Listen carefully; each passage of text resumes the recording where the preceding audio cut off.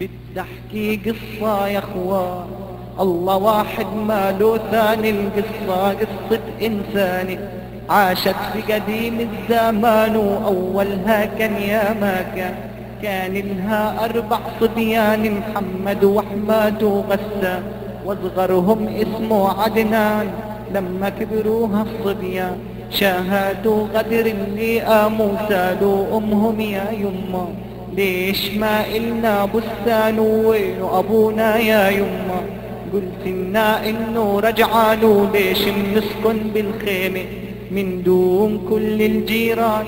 قالت أمهم يا ولادي كان لنا أجمل بستان، حرث أبوكم بذراعه، زرع العنب والرمان، وكله في وكله مي، كله خضرة واطمئنان، وبجنبه لنا بيارة فيها الحامض والحليان، وفي البيارة بيركبي حفر أبوكم للعطشان، وجباله شارع طويل بينزل دغري على بيسان، على طرفه كله أزهار ورد وفل وقحوان، وبغربه كال النابي، وجباله ساحة وميدان، وفي الساحة مربط للخيل لأبوكم شيخ الفرسان، فيه القهوة وفيه الهي، فيه حدث يا مكان كنا نقضي فيه الليل، والقمر فوقنا سهران نتسامر ونقول يا ليل، والدنيا كلها آمان. انتو لا صغار تنزلوا عن البستان، تقطعوا من الأثمار، تلعبوا مع الأغصان. مر بالزمن يا احبابي كبر العنب والرمان، لكن الظالم يا ولادي غادر ما إله آمان.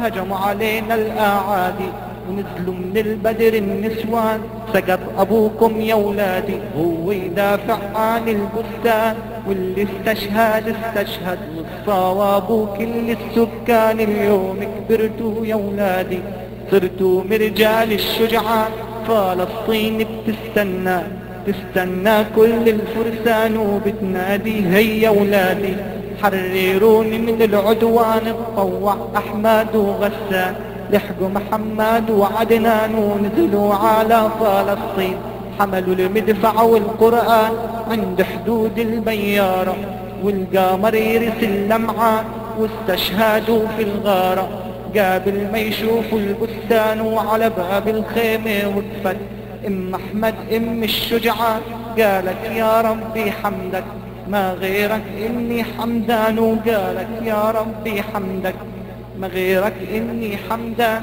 رايح أبكي ورايح أنوح لكن يا ربي فرحان، رايح أبكي ورايح أنوح لكن يا ربي فرحان.